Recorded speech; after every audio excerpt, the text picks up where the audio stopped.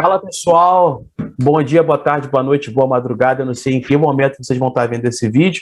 Esse é o Papo Afetado, né? É um projeto do site O Poeta Afetado, onde nós vamos aí bater sempre um papo envolvendo arte, cultura, educação e tudo que tem direito na área de cultura. Bom, comigo estará aqui à minha direita, que eu não sei agora mais onde é que está, o mentor aí do site, o projeto, né, O Poeta Afetado, que é o mentor desse projeto, responsável, poeta, escritor e agora é empreendedor, Newton Oliveira. Newton, tudo tranquilo? Como é que foi o seu fim de semana? Boa noite, gente, tudo bem? Tudo tranquilo. Final de semana foi bom, né? Tivemos uma reunião aí com o grupo que eu participo, do qual eu faço parte, Povo do Livro, escritores de Maricá, que a gente está montando um instituto para deliberarmos algumas questões e principalmente encontrar com os amigos, né? Reunir alguns amigos e a gente poder bater papo, falar sobre literatura, falar sobre cultura e arte. Então foi excelente, foi um final de semana maravilhoso. Eu acabei esquecendo de falar que vocês vão estar vendo isso aqui também no próprio site do Poeta Afetado, no canal do YouTube, O Poeta Afetado, e em breve também o áudio nas plataformas de áudio aí que a gente conseguir chegar. Então, por onde você puder, não tem como escapar de ver o nosso bate-papo afetado. Aqui do outro lado eu tenho também quem participa com a gente na mesa, que é a Marília, autora aí do livro infantil Sonhos de Luna. Acertei. Da outra vez eu errei. Sonhos de Luna. E também dona de casa, trabalhadora, mulher, bailarina, coreógrafa, multimulher. Tudo bem? Seu final de semana foi legal, Marília? Foi legal, não foi tão agitado como a do Newton, né? Eu assim, aproveitei o tempo mais fresquinho, assim, me dediquei a escrever um pouco mais, a também estar elaborando um pouco mais o projeto, né, dos Sonhos de Luna, né, que o livro se transformou num projeto, então me dediquei esse final de semana realmente para poder estar agitando essa parte. Que bom, que bom. Só eu que não tive um final de semana assim tão agitado, né? O final de semana foi mergulhado em provas e testes, enfim. Mas a vida de professor é isso. Agora, então, assim, estamos aí hoje batendo um papo com o Marcelo Aragão. Ele é cantor e ele é vamos dizer assim, a mola propulsora, é quem dá a voz à poesia cantada, ao projeto Poesia Cantada, que é uma parceria de musicalização dos poemas do Newton, lá no Poeta Afetado. Mas, além disso, Marcelo Aragão já é um profissional da música há muito tempo, e vamos bater esse papo aí sobre música, arte, cultura, educação, o que você quiser falar, Marcelo. Marcelo, obrigado aí pela oportunidade da gente trocar essa ideia e conhecer um pouco do seu trabalho. Tudo bem com você? Seu final de semana também foi agitado ou não? Os meus finais de semana sempre são agitados. Mas tudo bem, obrigado pelo convite e boa noite, bom dia, boa tarde, sei lá a hora que estão ouvindo isso, né? Mas que seja uma hora boa e que esteja todo mundo bem. Sempre é uma hora boa. Aliás, eu não sei vocês, mas eu gosto muito de escutar esses tipos de podcast, né? Eu consumo bastante, eu escuto lavando louça, é a hora que eu consigo me concentrar melhor. Não sei, depois eu queria saber isso de vocês. Lavando louça, eu consumo esses podcasts. Mas, Marcelo, a gente vê lá no site, quando a gente abre o site Poeta Afetado e tem uma apresentação de você por conta da participação aí no Poesia Cantada, que a gente vai falar, mas tem uma coisa que me chamou a atenção lá, que diz lá que a sua mãe você já tinha um contato com a música lá na barriga, né? Na verdade, é uma história que ela conta, não sei nem se é verdade, ela pode ter inventado isso. Mas pois é, pra mim que mas... aconteceu. E tem muitas pessoas assim, tem geralmente... que acreditar, né? Tem que acreditar. Mas... bonita também, eu acho que super combina, então eu comprei pra mim como se fosse verdade. É a sua verdade, né? É a sua verdade. Mas, assim, muitas pessoas, por exemplo, muitos meninos, né, quando nascem, querem ser jogador de futebol, por exemplo, isso é uma coisa bem comum, mas você já nasceu já você não tendo essa sensibilidade, que é uma característica sua, na sua voz, nas suas letras e no jeito de você cantar, você já não tendo essa sensibilidade, esse ouvido sensível à música, ou isso foi desenvolvendo ao longo da sua vida? Fala um pouco aí. Não, eu acho que eu nasci errado mesmo, nasci exatamente desse jeito, com essa característica, dessa forma. Tem fotos minhas, muito pequenininho, assim, do lado da vitrola, que eu adoro essas fotos. Eu sou de uma época onde as fotos eram em preto e branco e as vitrolas eram uns móveis incríveis, assim, que ficavam na sala, né? Maravilhosas. Lindos. Então tem uma foto, eu tinha um hábito de quando eu ouvia uma música, eu ficava rodando, assim, que nem um peãozinho, e desde muito pequeno eu faço isso, assim, e sempre que eu ia na casa das pessoas, eu ficava procurando a vitrola, onde é que tá a vitrola, que era sempre, o aparelho sempre me chamou muito a atenção, né? Eu gosto dele até hoje, eu tive milhares de vitrolas, devo ter umas 3 ou 4 hoje. Eu gosto muito do móvel em si, né? Do aparelho. Eu ia te perguntar isso, se você tem vitrola até hoje, porque uma das maiores frustrações eu joguei a minha fora quando era adolescente. Nunca jogarei. Eu compro disco até hoje também, na Shopee, no Mercado Livre, eu compro disco. Eu lembro, esse aqui eu não tenho, isso aqui eu vou lá e compro. Eu gosto de manipular ele, de colocar ele lá. Então, todo esse ritual me interessa muito até hoje. Mas eu nasci corrompido pela música, eu acho. Mas essa possibilidade de tê-la perto de mim de uma forma mais intensa, eu fui desenvolvendo com o tempo, porque eu era uma criança muito tímida, assim, parecia um ovinho, assim, muito calmo. Então eu não nasci com isso completamente pronto, né? Eu nasci com essa característica e o tempo e a idade que foi desenvolvendo isso até eu saber exatamente onde é que eu tinha, onde ia colocar isso e o que eu ia fazer com isso. Então, até chegar nesse momento demorou bastante.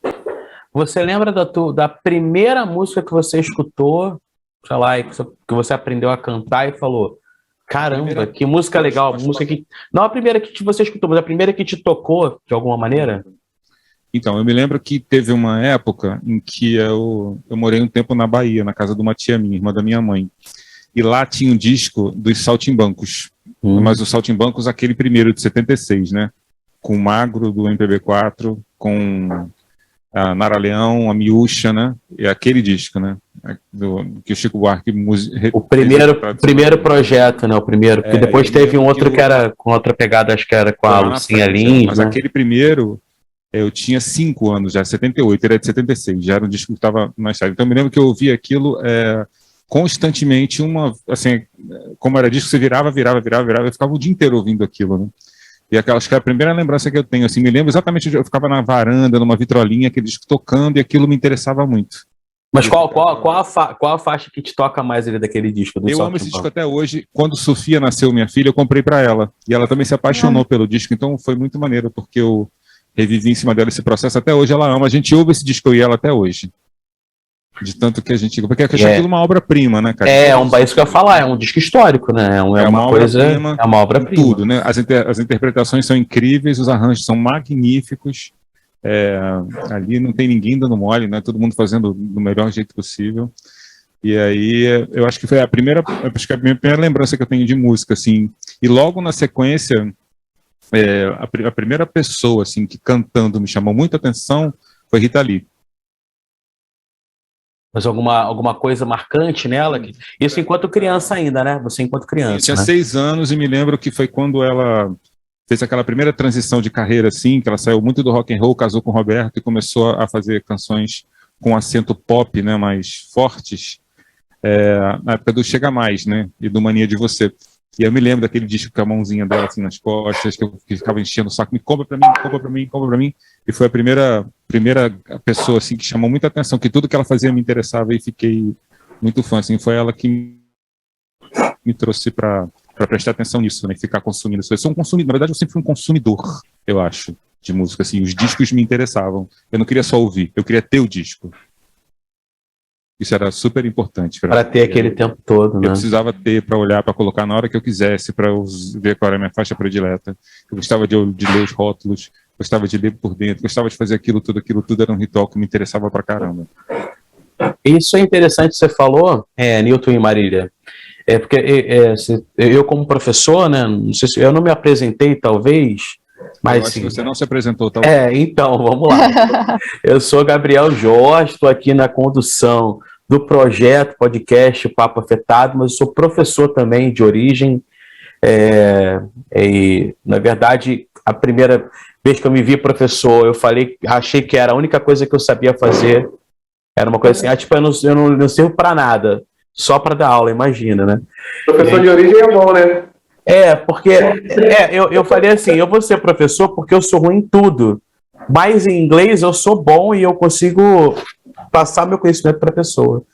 E aí descobri disso um dom, e uma das coisas que eu falo com os meus alunos, que é justamente a diferença do aprender para decorar, eu sempre faço a pergunta para os meus alunos, e aí até quero fazer para você, Marília e Newton, esse exercício. Eu sempre falo assim, a primeira música que você aprendeu a cantar, que você ouviu, que você sentiu, e que você repetiu e repetia, geralmente, né, nessa nossa infância, né, que nem você falou de Saltimbancos, Marcelo, a gente nunca esquece. Então, a gente aprendeu aquela primeira música, e quando tocar daqui a 50 anos o primeiro acorde, a primeira frase, você sabe qual é a segunda frase. Então, assim, é uma maneira que você aprendeu com o sentimento. Então, quando a gente aprende qualquer coisa envolvendo vários sentidos, a audição, a visão, o sentimento, a gente aprende, não precisa decorar. Então, se eu aprender a fazer um bolo, eu vou fazer um bolo para o resto da vida. Ô, Newton, você consegue lembrar da primeira música que você escutou? A primeira música que você aprendeu a cantar, você lembra, assim, de infância? Sei que a gente vai entregar a idade, o Marcelo já entregou a idade dele. O Marcelo falou sobre a vitrola, né? Que é algo tão interessante e tão lindo, né? E, assim, traz aquele saudosismo. Fechei até os olhos para lembrar, né? E ouvia muito, minha mãe ouvia muito Roberto Carlos. Apaixonada por Roberto Carlos. No início eu não gostava. Aí depois eu comecei a ouvir e entender também, né? Aprender um pouco mais sobre música. Porque quando criança, a gente quer se divertir. Mas a música sempre fez parte da minha vida também, como o Marcelo falou. E no início de tudo, o meu sonho era ser compositor. Mas a primeira música, você lembra assim, quando você era pequeno, a primeira coisa que você aprendeu a cantar? 1 Milhão de Amigos de Roberto Carlos. Boa referência. Marília, você consegue ter essa lembrança aí da primeira música? Lembro. Assim, eu lembro do período, né? Assim, e lembro muito daquela música, eu não lembro agora o nome, tá? Mas era do Roberto Carlos. Era das crianças, que era na na na na na na na na na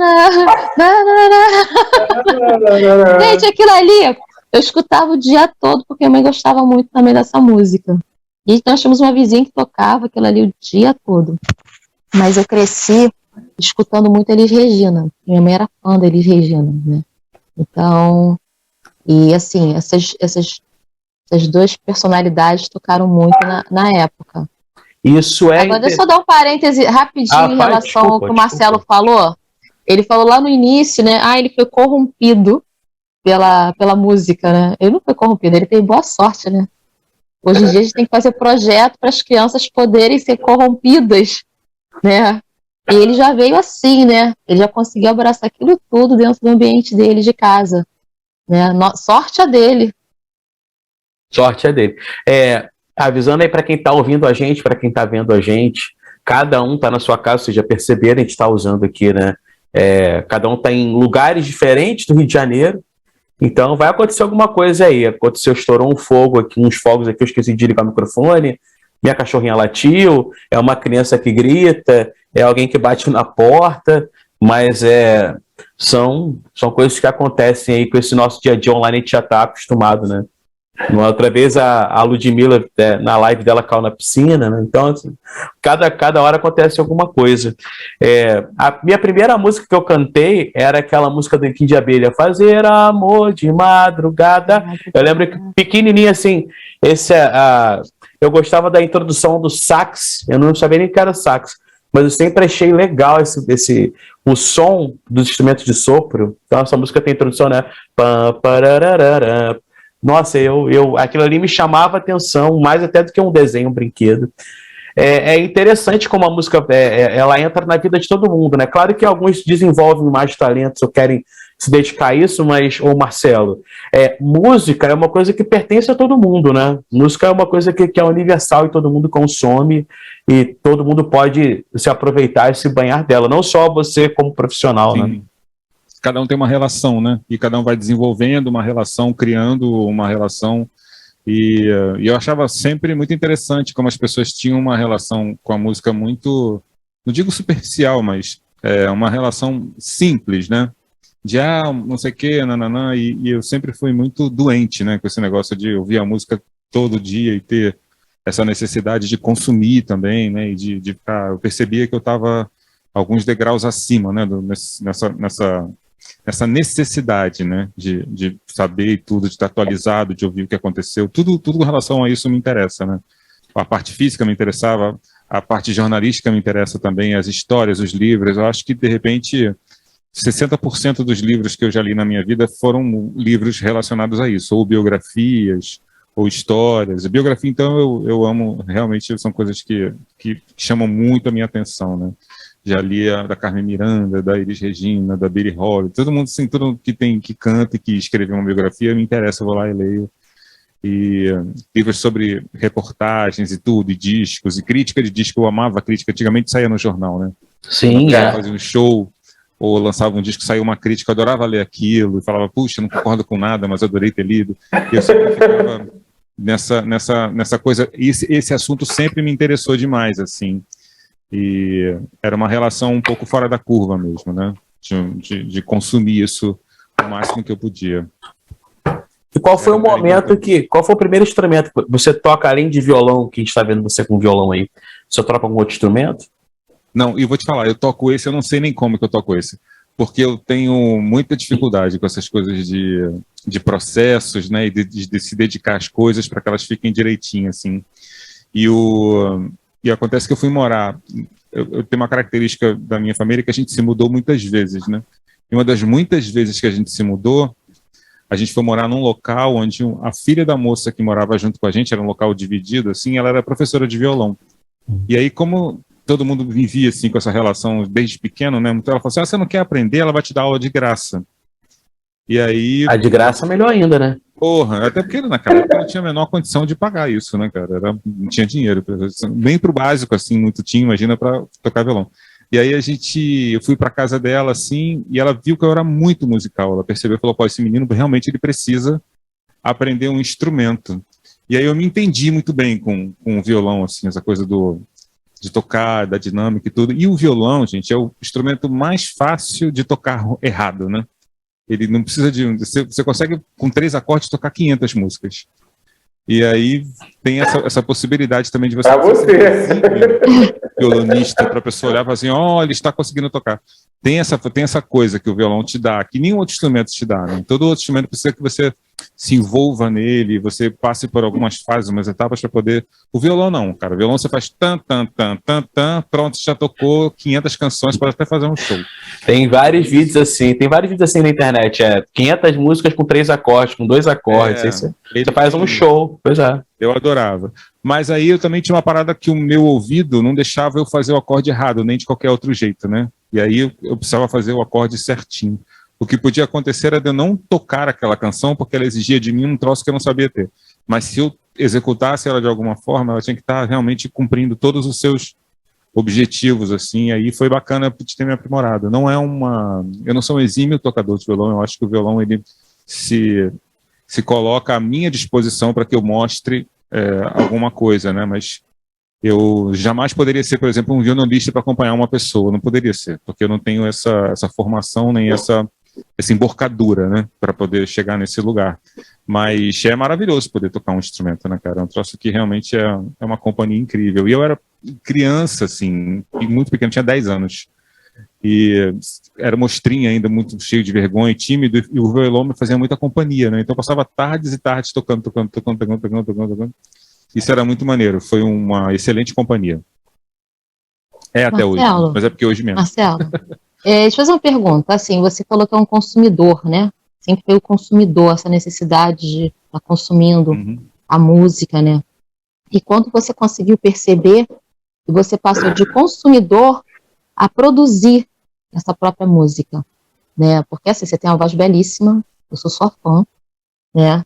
E assim, que às vezes tem pessoas que têm essa questão de consumir, tem essa necessidade, mas não tem a voz, não tem aquela condição de chegar ali e cantar, né? E você, qual foi esse trajeto, né? Desse consumidor para poder começar a estar cantando, tocando? Sim. Eu acho que se envolver com arte no país que a gente mora é muito difícil, né? Qualquer tipo de arte, né? A gente já não consegue o básico. Imagina um troço desse que depende de tantas possibilidades para você poder chegar lá e fazer. O que eu fui percebendo ao longo do tempo é que eu tinha uma barreira muito grande com essa coisa de tocar e cantar para as pessoas, que eu sempre fui muito, muito, muito, muito tímido mesmo. E aí, uma pessoa tímida, quando vai tocar violão ou vai cantar, isso atrapalha muito ela, né? Porque aí ela emite errado e fica com muitas coisas. Então, esse sempre foi um problema muito sério na minha vida. Ter muita vergonha, né? Ser muito inseguro. Então, eu acho que grande parte desse processo eu não descobri, não. As coisas foram meio que surgindo assim. Primeiro eu tocava muito para os meus amigos. Assim, a gente viajava, o violão ia junto, todo mundo cantava, era muito bacana, assim, muito agregador tudo, né? Mas quando eu fiz 19 anos, eu me lembro que uma amiga minha falou, não, você precisa se apresentar, e ela me juntou eu para a prima dela, a gente foi cantar num bar na Lapa. E aí foi a primeira vez, bem incursão profissional, né? Foi cantar na Lapa em 91, 92, a Lapa nem era o que é hoje, né, aqui no Rio de Janeiro, era um troço que era realmente um lugar de prostituta e cafetão, aquela coisa toda, era muito mais sombria, né? Mas já tinha esses bares, eu já fazia essas apresentações. O que eu descobri nessas apresentações nos bares, aí eu fui cantando em vários bares, é que aquilo não me dava satisfação. Ter esse compromisso na noite, né, de ficar ali a madrugada inteira cantando canções que às vezes você nem gosta tanto, mas que são necessárias serem cantadas, porque aquele ambiente pede aquilo, e aquelas pessoas querem ouvir aquilo. Eu falei assim, puxa vida, eu gosto tanto de música, mas estar aqui nesse local fazendo isso não me dá alegria. Então, eu descobri naquele momento que talvez eu tivesse algum talento para aquilo, mas eu não tinha a vocação necessária para enfrentar aquela parada, né? E tem que ter realmente muita, muita, muita vocação para passar por aquilo, falar, não, eu vou passar por isso porque eu vislumbro um outro patamar e um outro degrau. E nesse momento, eu já trabalhava, já me sustentava, já tinha meu dinheiro, já tinha uma outra profissão essa que eu tenho há 35 anos, e que não era também uma desgraça na minha vida, a minha profissão, não era uma coisa que eu fazia com ódio, com raiva, com ranço. Eu fazia bem, eu gostava de fazer e estava tudo bem. Então eu percebi naquele momento que a minha vocação não me dava condições de enfrentar determinadas coisas para poder, de repente, largar tudo e ser um cantor profissional, entendeu? Eu não tinha isso. Qual a sua profissão atual que você falou aí, que você tem? É a mesma de sempre. Eu saí do ensino médio, eu sou de uma época em que o ensino médio ele começou a ser profissionalizante, né? No finalzinho dos anos 80. Onde descobriram que a gente podia virar massa de manobra e todo mundo tinha que ter uma profissão técnica, então enfiaram isso dentro do ensino médio, né? Mas para mim nem foi tão ruim assim, porque eu fiz ensino médio em processamento de dados e fui fazer estágio numa produtora de vídeo e acabei me tornando editor de vídeo, numa época que eu nem sabia que isso existia e que não sabia nem que era possível ter essa profissão. Então já era uma profissão que era muito moderna para aquela época e que eu fui desempenhando, e faço isso há 35, desde dos 19, né, cara? Então eu faço isso há bastante tempo. Tem um pouco a ver com arte também, com música, né? Com imagem, não é? Tem a ver. Audiovisual. Tem uma coisa do, não tá, audiovisual, você não tá fora aí do ritmo de tudo. Eu já tinha essa profissão, entendeu? Então a música para mim tinha que ser uma coisa que preenchesse muito esse espaço e que pudesse também me dar uma certa tranquilidade que eu já tinha com a minha profissão, né? Que eu percebi que ela não estava me dando. Ela estava me dando só, né? Dormia tarde, aí você ganha muito mal trabalhando de noite, tocando muito mal, você ganha muito mal. E você dorme muito pouco, e você é um troço insalubre, é um troço. Eu sou completamente fã dessas pessoas que conseguem ter isso como única opção, porque eu acho que também tem isso, tem pessoas que só conseguem fazer isso, né? Não que elas não sejam talentosas para outras coisas, mas é porque o coração delas só bate de verdade quando elas estão ali, né? Desempenhando aquele papel. Eu acho isso de uma nobreza gigantesca e respeito muito, muito, muito. Não foi o meu caso e eu acho que não é o meu caso até hoje. Eu tenho muito respeito pela música, mas ela se encontra em outro lugar dentro de mim, assim, um lugar em que eu posso escolher onde é que eu vou colocar e onde eu não vou colocar. E o fato de eu saber que eu tenho essa ligação, essa conexão já é suficiente para mim, sabe? Eu não tenho essa necessidade de colocar isso exposto para que isso se transforme em outra coisa, e eu compreendo quem tem. porque deve ser realmente como respirar, né? Você deve ficar ali meio sufocado, precisando que aquilo aconteça. Isso não aconteceu comigo, não é o meu caso, pelo menos até agora não é. Talvez um dia seja, né? Mas até agora não. Eu respondi a sua pergunta, acho que eu falei pra caramba, não respondi. Respondeu, não respondeu, Marília? Respondeu. É bem interessante, né, assim, poder ouvir o Marcelo falando sobre música, porque música faz parte da vida de todo mundo, né? A gente fala assim, uma vida sem música não é uma vida. E a gente vai se descobrindo, assim, a importância, né, que tem. E poder, assim, falar do Marcelo, e o Marcelo poder realizar um sonho que eu sempre tive, né, da composição, a letra virar uma música, em parceria com ele, foi algo fantástico também no projeto Poesia Cantada, porque a primeira música letra que foi enviada para ele em 2 dias retornou e aquilo ali estava pronto para mim. Assim, eu entendo pouquíssimo de música, eu entendo aprendi a escrever livros também, que é o que o Marcelo falou, a gente acaba se descobrindo, né? E assim, é um prazer escrever um livro para mim, algo que eu amo, e ele trouxe essa oportunidade de pegar uma letra e transformar em música. Eu fiquei muito feliz, eu voltava a pular, né? Quando ele me mandou, falou assim, o que tu achou? Eu falei, tá maravilhoso. E esse ouvido de pegar algo e transformar, porque tu faz uma transformação, na verdade, né? É você pegar uma poesia e fazer aquilo ali virar uma música. Então é um processo que assim, não tem nem o que dizer.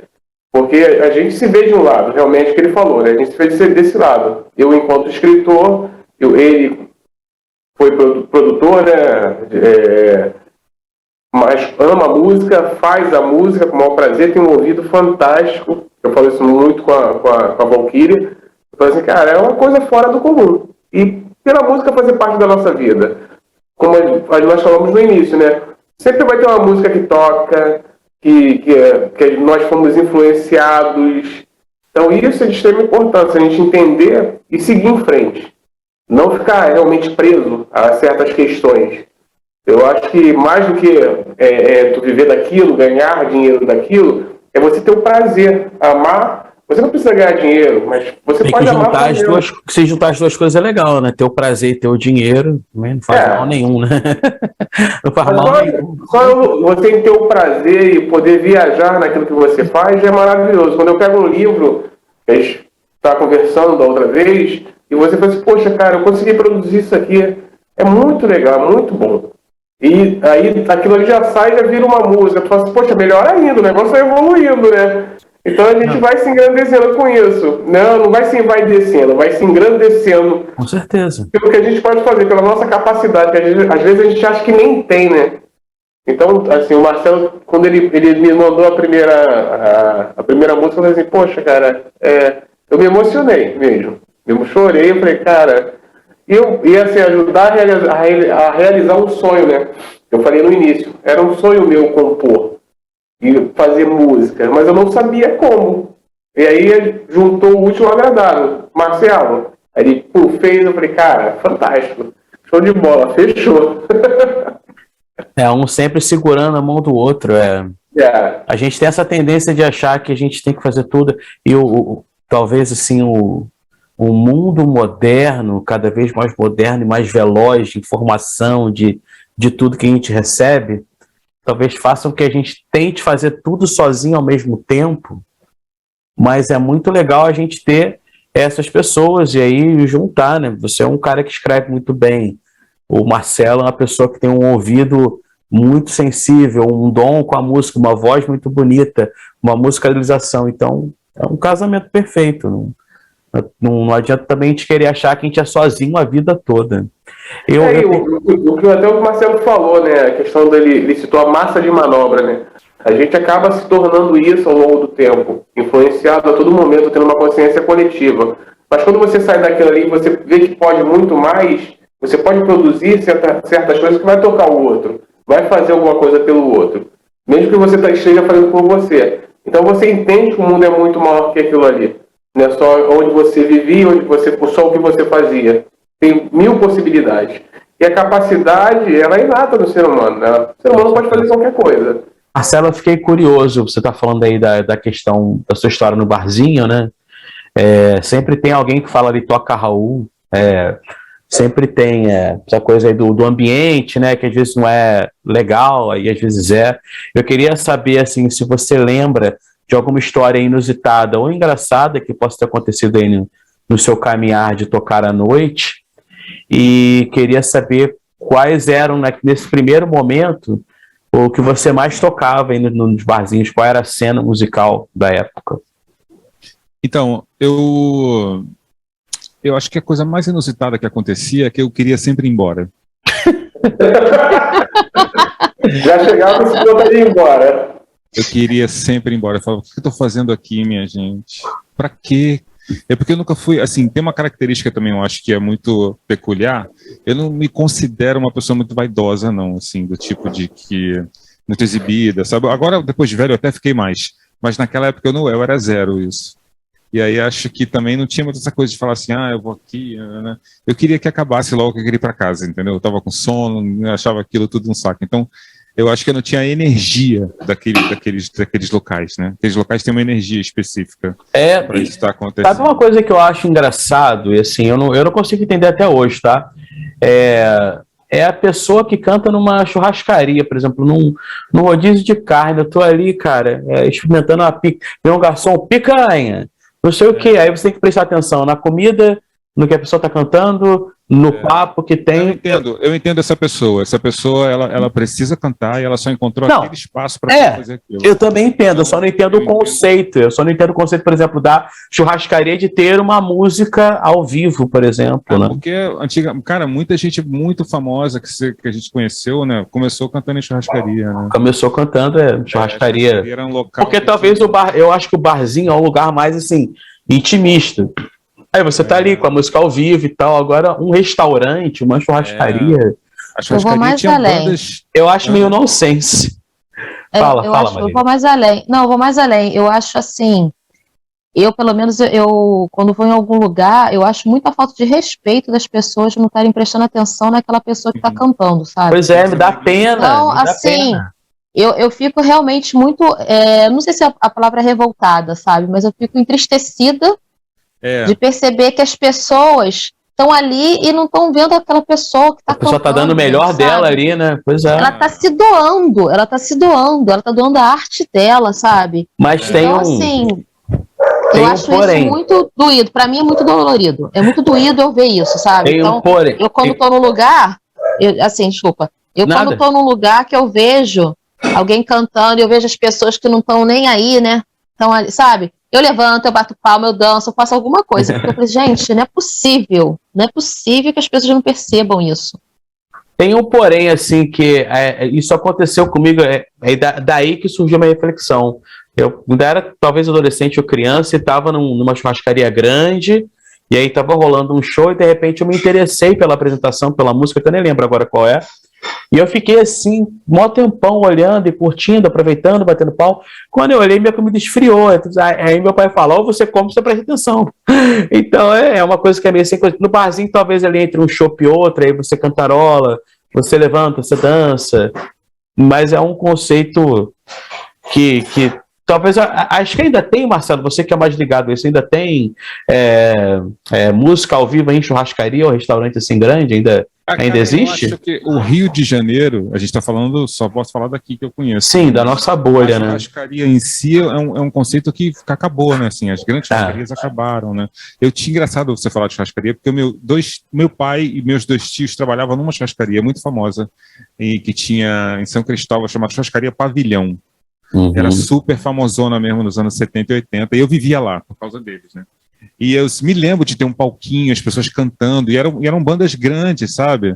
Eram apresentações de verdade, assim, com um roteiro, com tudo direitinho, não era uma bagunça. Tipo, canta aí essa música, não tinha isso. Eram espetáculos fechados, assim, e tinham cantores importantes da década de 80, assim, que iam pra lá. Benito de Paula cantou muito churrascaria. Uhum. A Perla cantava muito churrascaria, era a rainha da churrascaria, né? Eu acho que esse conceito que a gente tem hoje, né, desse fácil acesso que a gente tem à música, que talvez não era tão fácil nos anos 70, 80, 90, né, faz com que talvez a gente pudesse parar numa churrascaria e prestar atenção. Hoje em dia é tudo tão fácil, né? Hoje em dia você pensa Benito de Paula, já baixa uma música, então, por exemplo. A música hoje está mais presente, né? Ela é mais acessível também. É acessível, exatamente. Exatamente. Tá tudo lá, é só sair procurando que você encontra as coisas todas. E eu fiquei te devendo uma outra resposta. o cenário nos anos 90, quando você começou, exatamente. O que acontecia? Porque eu lembro que era essa coisa forte do sertanejo, né? Chegando ali, Leonardo e tal. Lambada também, a música Lambada. Lambada. E muita música internacional, né? E muita música, assim, talvez a música internacional até sobrepondo a nacional, né? Muita consumia muita. Mas assim, a gente estava muito nessa época encantado com Marisa Monte, né, cara, que tinha acabado de chegar, trazendo uma nova forma de se apresentar, de lidar com a música, né, cara. O conceito todo vinha a imagem e a música e a postura tudo junto, né. Então a gente ia pro barzinho cantar Marisa Monte, cantar Chico Buarque, cantar Caetano Veloso, Gilberto Gil, Milton Nascimento, Kid Abelha. A gente cantava muito Kid Abelha. A gente cantava as coisas que a gente gostava de ouvir, né? E aí a gente levava esse que a gente ouvia em casa, a gente ensaiava e levava pro barzinho. Mas vira e mexe, você tinha que tocar uma coisa que você também não era muito fã, mas que eu tava no bar e alguém pedia, né? Ou não? Era raro isso. A gente conseguia fazer um esquema que a gente se blindava um pouco e meio que afunilava o que a gente estava fazendo, como se fosse um show meio fechado, entendeu? Uhum. A gente dava um tempo, uma apresentação, a gente procurava uns lugares que a gente pudesse trabalhar desse jeito, né? Mas eu cheguei a fazer isso. Sabe uma coisa que eu faço até hoje, que eu adoro fazer? Quando, assim, você fez aniversário e você me chama para cantar no seu aniversário. Isso eu adoro fazer. Isso é um convite? É uma proposta? Isso é uma proposta? Aí eu fico ali quietinho. Já vou convidar pro meu, pô. É verdade. Aí eu fico ali quietinho no meu canto, cantando as canções que eu levo, assim, que você combina comigo. Eu quero ouvir isso. Isso eu gosto muito de fazer. Porque, embora aconteça, ali você também é um utensílio daquele local, né? Você é o rádio daquele local. As pessoas não estão paradas ouvindo você cantar e tudo. Mas isso eu gosto, engraçado, né? Porque geralmente é de dia. Não tem aquela coisa toda do negócio noturno, assim. Isso eu faço muito. Aqui no prédio onde eu moro, eu faço direto, já fiz várias vezes. Teve aqui no playground. Então guarde em 9 de dezembro, tá? Eu também sou de dezembro. Pergunto pra pessoa se tem uma música que você gosta, se quer que eu cante qual música. E ela fala, o repertório, né, e tal. Você vai montando. Aí colocando. Né? Eu gostaria de fazer uma pergunta ao Marcelo. Adoro. O Marcelo falou sobre a vaidade, né? Ele nunca teve vaidade sobre essa questão, porque eu falei que ele, assim, eu tenho um ouvido fantástico para música.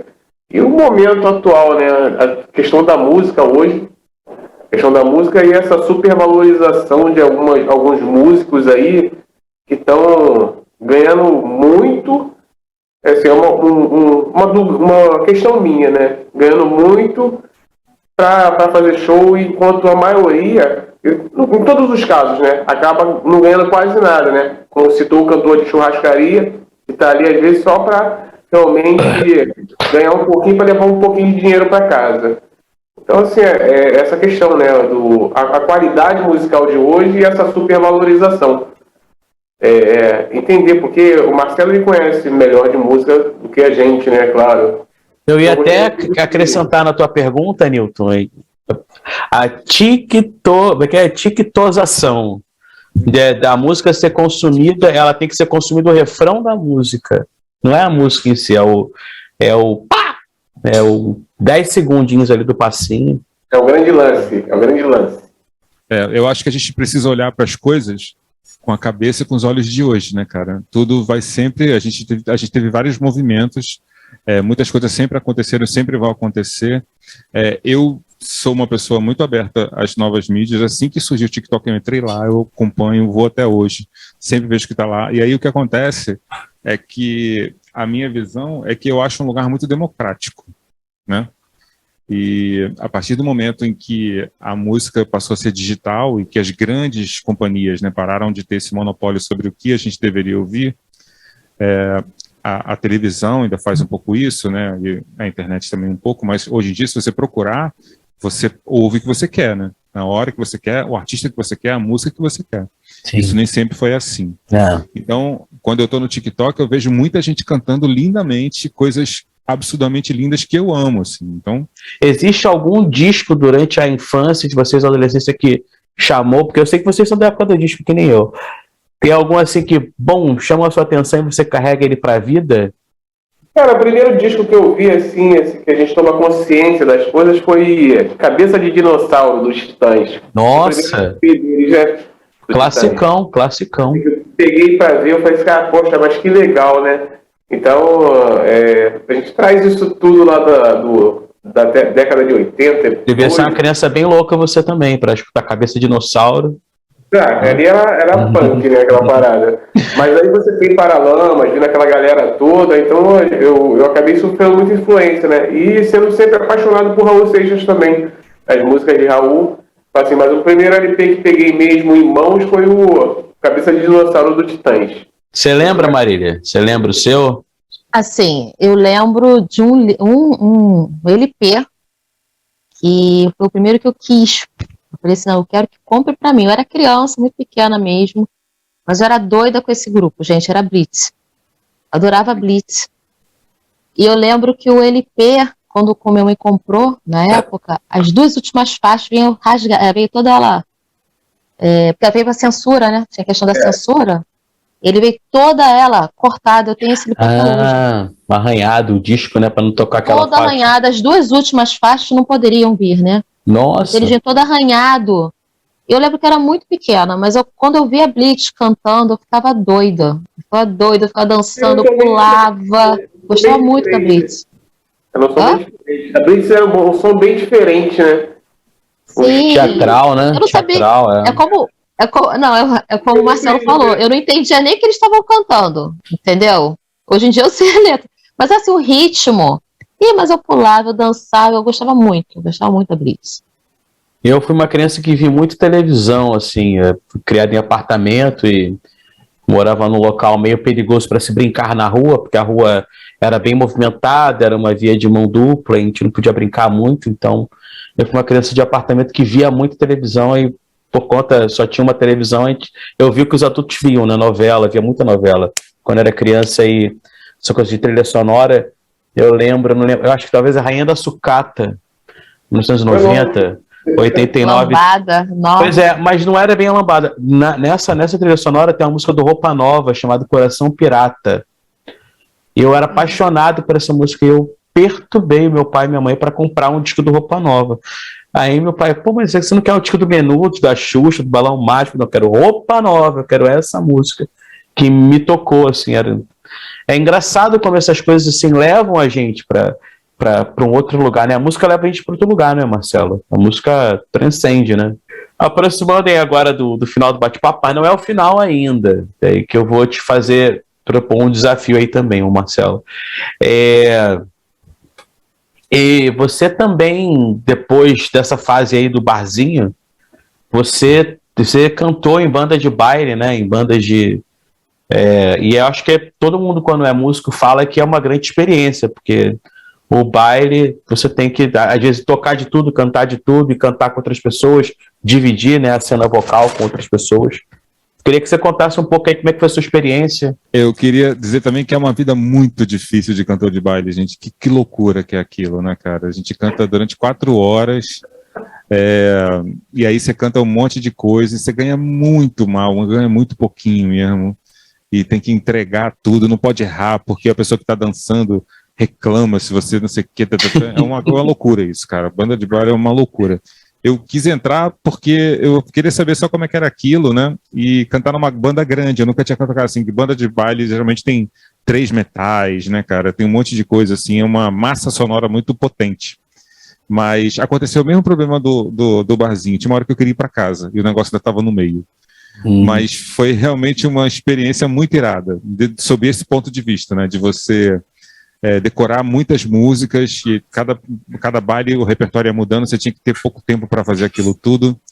E no meu caso foi, eu entrei de gaiato assim num cara que ele tinha um dia da semana que ele não podia se apresentar, que era sábado. Ele perguntou, você pode fazer só sábado para mim? Eu falei, pô, tranquilo, né? Era um sábado ou outro que eu fazia. Só que o que aconteceu? Eu entrei na banda e ele ficou doente. Nossa! Aí eu comecei a fazer todos os shows, cara, um atrás do outro, a semana inteira, saí do trabalho correndo para fazer show, fazia sábado, fazia domingo, fazia feriado, né? E eu comecei a cantar enlouquecidamente no lugar do cara, sem ensaiar, não ensaiei um dia. Eu entrei lá com o papelzinho na mão, 3, 2, 1, vai, pô, foi muito maneiro. E conheci pessoas incríveis que são meus amigos até hoje, mas, cara, é uma vida muito difícil, muito difícil. Tem que ter, assim, uma vocação igual a do barzinho, só que multiplicada por 1000, assim, porque você ainda ganha muito pouco, é uma condição horrível de trabalho, assim, você se alimenta mal. São muitas horas cantando, né? Muitas horas em cima do palco também, né? Coisa horrível, cara. Assim, horrível por um lado, mas por outro também é bom que te dá uma... Te bota a sua corda vocal num lugar muito interessante, assim, se você fizer direitinho, com estudo, né, com aquecimento, tudo legal, é muito maneiro. Mas se fizer errado também, você fica mudo, não canta nunca mais. Marcelo, você falou que quando foi perguntado a você de alguma coisa assim engraçada, né, você falou que a questão de você querer logo vir embora, né? É. Mas assim, como você mesmo falou no baile, você não pode errar, né? Não. Né? Não pode. Tem alguma coisa assim que você tenha pagado um mico? Né? Porque assim, todo mundo que trabalha com arte ao vivo, de certa forma, a gente sabe que alguma coisa sempre não sai da forma como a gente quer, né? É. Teve algum caso assim, algum mico, alguma pagação de mico, alguma coisa que você precisou, teve que... algum erro, alguma coisa assim que você lembre? Cara, que tenha te marcado? Com certeza deve ter acontecido, Marília. Mas assim, que tenha me marcado assim profundamente, a ponto de eu lembrar aqui e contar para você, não, mas assim, tem vezes que você vai começar a cantar, o cara não abriu o teu microfone, sabe? Você tá no mudo, essas coisas acontecem, às vezes você canta sem se ouvir direito, é um horror cantar sem se ouvir. E às vezes o cara faz aquilo tudo errado, é um horror. Você já tava cantando, já acabou a luz, ficou tudo preto, assim, é muito... tudo você pode imaginar. Cara, cantando assim, desse tipo, muita coisa acontece. Mas aí você pega também uma canja, né, cara? Às vezes você erra e a pessoa nem percebeu que você errou, né, cara? Você dá aquela pequena, linda enrolada. Vai no enrolation, né? No impromation. Porque às vezes você erra, mas a tua cara não erra, né, cara? Então, Sim. segurou na cara, meu irmão. No carão. Vai no carão. Esqueceu a letra, você entra de parceria com o cara, né, cara? E vai no tananã, né? Vai no larará, no tananã. E aí essas coisas você vai dando um jeito, vai pegando essa malemolência, né, cara, pra peteca não cair. E assim, agora caminhando para... A gente tá fazendo tipo uma linha temporal ali do Marcelo Aragão, né? Falamos aí da sua infância, da adolescência, do começo no barzinho, na banda de baile, e aí chega, de repente, o Marcelo Aragão, profissional, como você falou, que tem a mesma profissão e que se encontra nessa profissão e que, né, que você é feliz, tá ligado à arte de alguma maneira, né? E aí, de repente, surge o projeto Poesia Cantada e essa vontade de alçar um voo, né, diferente. Queria que você contasse um pouco aí sobre o projeto, como começou e como é que está desenrolando o projeto. Eu não tenho, diferentemente de quem se dedica a isso profissionalmente, eu não tenho muita técnica, né, cara? O envolvimento que eu tenho, ele é completamente intuitivo para fazer essas coisas e poder transformar letras em músicas, né? Então, eu não levo em consideração muitas coisas de, vou colocar esse acorde aqui, não sei o quê, eu não faço assim, eu não sei fazer assim. Eu só sei pegar aquilo e colocar uma música dentro e aquilo virar uma canção, entendeu? E sem nenhum outro tipo de critério que não seja absolutamente esse. E aí isso é muito bom por um lado, porque eu acho que é bastante orgânico e o resultado final costuma sempre me agradar, mas também causa o seguinte problema: tem coisas que eu leio que eu falo, isso aqui eu não vou fazer. Então não é uma coisa que efetivamente eu possa talvez ganhar a vida fazendo, né? Porque isso vai sempre esbarrar em alguns critérios que eu não domino e nem controlo, sabe? É como se fosse meio que uma parada que acontece, que eu faço, e eu não demoro muito, eu faço muito rápido. Eu olho aquilo e falo assim, isso aqui entendi, o negócio nasce. Agora tem coisas que eu leio que eu falo assim, isso aqui eu não vou conseguir fazer, isso aqui eu não consigo criar uma relação musical com esse processo. Então eu acho que eu não sou um bom exemplo nesse sentido, porque eu acho que todo mundo que trabalha com esse tipo de coisa desenvolve uma técnica, né, e tem também um tipo de conhecimento que permite que que aquilo seja encadeado de um jeito que, independentemente de qualquer coisa, a música vai sempre existir, né? E isso não acontece comigo. Eu preciso de uma conexão com aquela letra, né? Uma conexão com a forma como aquilo foi escrito para aquilo poder virar uma canção. E não faz correr, não. É tipo isso, assim, dessa forma que as coisas vão se dando. Uma coisa bem instintiva, né? Muito. Muito que eu não controlo. Ela dá-se... Mas esse é o barato. Mas esse é o barato, né? Esse é o barato. Não tô falando que a pessoa não tem que ter técnica. Não seja isso. É muito importante. Não, esse aí é o seu estilo. Esse é o seu estilo. É muito importante. Mas o barato também é você ter o instinto, né? E você tem... Mas eu acho que é assim que eu faço todas as coisas relacionadas à música. É muito assim. Eu tenho, talvez, uma facilidade, uma emborcadura para aquele processo, mas ele não está, assim, muito... revestido, né, cara, de uma coisa assim muito literária, sabe? Não tá mesmo. Marcelo, a questão também é o seguinte, a gente está falando da música, né? Sim. Mas a arte em si, ela vai para além do que é visível. Sim. Né? Tem coisas que, por mais que a gente queira técnica, a gente tem que unir a técnica ao instinto. Mas a arte vai além do visível, né? Como foi falado aqui, a gente conversando, se a gente lembrar das nossas épocas, a gente tem uma música que toca a nossa vida de determinada forma, né? Em cada época da nossa vida. Então, assim, essa questão de você falar, eu não tenho muita técnica, eu não sou o melhor exemplo disso. Não, você é o melhor exemplo da tua arte. Dos melhores. Você é o melhor exemplo da tua arte. Do que eu conheço, é o melhor. Tá fora da tua vida. Com certeza. Do que eu conheço, ele é o melhor. Mas eu não estou falando isso me menosprezando, não. Eu gosto muito do resultado. Eu fico muito feliz com o resultado. Você não é preso a uma determinada técnica, eu tô falando talvez, só que, de repente, os meios que eu utilizo para chegar naquele lugar, talvez não sejam os melhores possíveis, entendeu? Mas são aqueles que eu tenho e que eu consegui desenvolver. E gosto deles. Eu estou super feliz com eles. É porque você gosta de sentir, né? É questão de sentir. Você tem que sentir aquilo que você está fazendo. Então, não é questão de você não ter a técnica, né? Mas você precisa sentir aquilo ali. Eu queria, então, que você falasse exatamente do single que você vai lançar, onde que a gente consegue escutar isso e de que maneira que você espera que isso alcance novas audiências.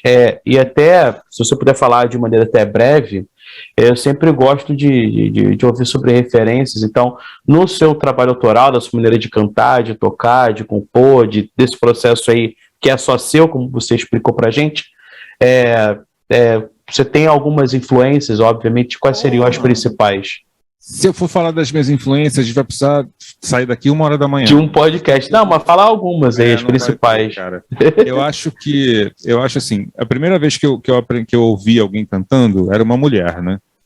Então, e eu era criança, então a minha voz chegava naquele local. Então, eu aprendi talvez a cantar ouvindo mulher cantando, né? E depois de muito tempo aí que eu fui ouvir um cara cantando assim, falar, pô, uns caras também cantam. Eu acho que eu nem tinha essa total consciência. Mas eu canto, cara, porque toda pessoa que você imagina aí, que você já ouviu cantando na vida, eu ouvi cantar também. E me influenciou drasticamente. Mas a minha cabeça foi partida ao meio, assim, basicamente, quando eu fui conhecer muito, muito mais a fundo, assim, a obra, de repente, do Emílio Santiago me influenciou demais, né, cara? Porque era um timbre muito parecido com o meu, uma região muito parecida com a minha, e aí eu imito ele descaradamente, né? Mas é porque eu acho que ele é brilhante, assim, ele tinha um domínio do seu instrumento, assim, de uma forma muito incrível, ao mesmo tempo também que, pô, ouvir Alcione cantar é um troço que me influencia demais, né, cara? O jeito como ela divide as frases, né? O jeito como tudo vira jazz na voz dela, assim, e Bethânia, e Gal, né, cara, e Chico, e Caetano, e Gil, e Milton Nascimento, essa gente toda me transformou numa pessoa que gosta de cantar, assim, e me ouvindo cantar, você com certeza vai achar alguma coisa dessas pessoas, assim, porque eu construí, talvez, essa possibilidade de cantar ouvindo todos eles, né, então eu sou o resultado disso tudo. Um pedacinho de cada um, né, um pedacinho de cada um. Porque tem essa coisa. Eu ouço mesmo, se você abrir ali a minha estante, você vai achar, assim, todos os discos do Caetano. todos os discos do Djavan, né, cara? Tá tudo ali, sacou? Porque eu ouvi de verdade, né? Aquilo é muito real. E o seu projeto novo, isso? Cara, o meu projeto novo, ele tá sendo ainda muito cuidadosamente concebido, assim. Eu tô sem nenhuma pressa, eu tô pensando em várias coisas, para poder colocar ele. Eu quero muito que ele apareça. Você não quer que tarda, né? Você não quer que tarda. Tarda, mas não falha. Eu quero que ele faça do jeito certo, assim, porque, como eu te falei, a música para mim está num lugar muito bacana, assim, eu consegui deixar ela num lugar de muito privilégio e quero que ele fique nesse lugar também. Então eu não tenho pressa, sabe? Eu não tenho pretensão. Não tenho nada que não seja só fazer com que ela ganhe o mundo e que toque o coração das pessoas e todo mundo ouça e fala, que bacana, que música bacana, que legal, que troço bacana e tudo. Então, eu estou estudando direitinho a melhor forma de fazer isso e de que isso se adeque exatamente às minhas necessidades e às minhas pretensões. Então, eu não tenho pressa, mas ele vai ganhar o mundo com certeza. Ótimo. Vamos então aí já partindo para a reta final. Então, assim, primeiro eu queria agradecer você pela disponibilidade, por estar usando aqui o canal e a parceria para nos divulgar e também se divulgar, e também o papo de hoje foi muito agradável, né, e relevante.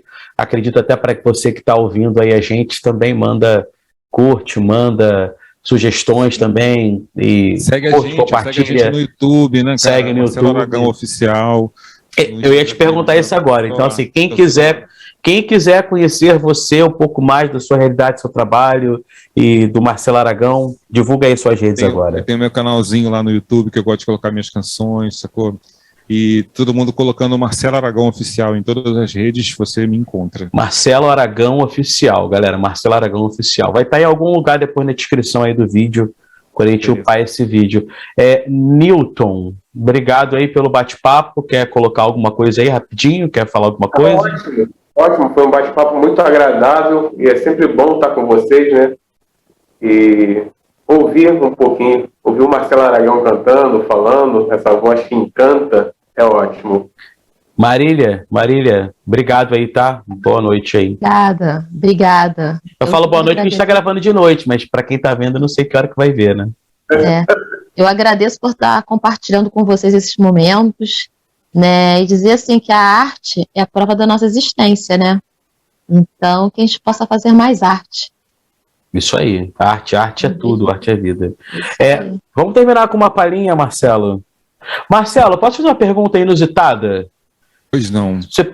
Você tem um alienígena que chegou agora no planeta Terra e fala, eu quero que você me indique um disco só para levar para o meu planeta.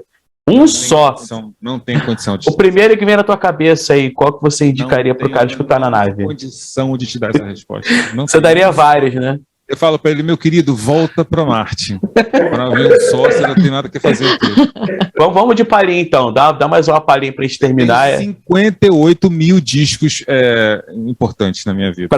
E olha lá, né? E talvez, e carregando, né? 58 mil, não. 58 mil carregando. Colocando um a mais, assim, né, cara? Para poder o negócio ficar gigantesco, assim. Bom, então tá. De repente, eu vou quebrar o teu galho. Se ele chegasse aqui e mandasse ouvir um disco só, eu ia mandar ele ouvir o álbum branco do João Gilberto. Boa. Pronto. Galera aí, quem quiser aí também pega a dica. Aliás, a gente falou vários discos aqui, né? Quem quiser. É o álbum branco. Eu mandava assim, ouve o álbum branco do João Gilberto. Porque quando eu descobri esse álbum, eu não consegui ouvir outra coisa. Acho que eu ouvi ele sem parar durante uns 6 meses. Boa. Ouvindo. Uma ótima sugestão. Aquilo é tão perfeito, tão incrível, tão sensacional, tão maravilhoso, que eu fiquei ouvindo ele sem parar. Papo Afetado, mais um Papo Afetado, episódio 1. Marcelo, encerra aí pra gente. Obrigado aí mais uma vez pela sua disponibilidade. Beleza. Então eu vou qualquer coisa. Vou terminar cantando uma canção que eu gosto muito, que é do Gilberto Gil. E eu acho que é uma canção que cada dia mais fica mais importante por aquilo que ela traz consigo. Vamos lá. Um dia vivi a ilusão de que ser homem bastaria, que que o mundo masculino tudo me daria do que eu quisesse ter. Que nada, minha porção mulher, que até então se resguardara, é a porção melhor que trago em mim agora. É o que me faz viver.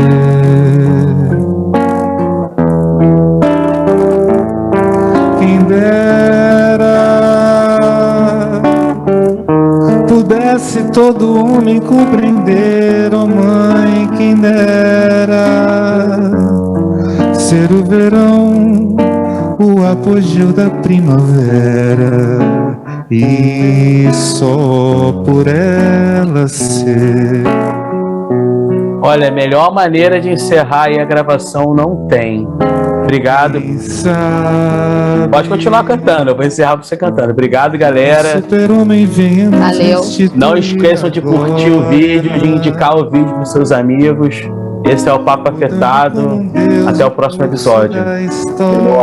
Obrigado, obrigado. Valeu, valeu. Vamos deixar Por acabar. causa da mulher.